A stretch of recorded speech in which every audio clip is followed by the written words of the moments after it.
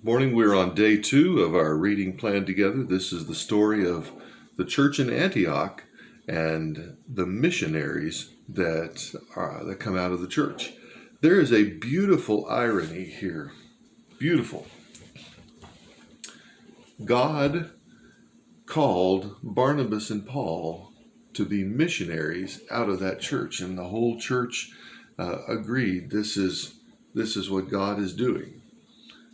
But the irony is that Paul is now a teacher in Antioch. Antioch was a church because Paul was persecuting Christians in Jerusalem, and they scattered. And they got together in that church up in Antioch. Barnabas was sent to investigate. He realized that they needed teachers. In the meantime, Paul has become a Christian, and so Barnabas brings Paul on board to be a teacher in that church. And then God separates them out to be missionaries. We read the story then of their first missionary journey, how they go through some of the neighboring cities, and they don't stretch out too far, and start churches in several different spots, and then loop around and come back through those churches and strengthen them and encourage them before they get all the way back to their church in Antioch.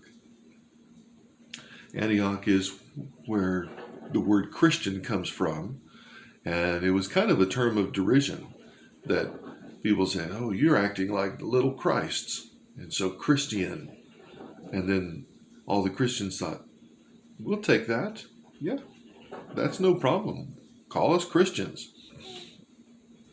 We see a little piece of the way Paul operates in his strategy.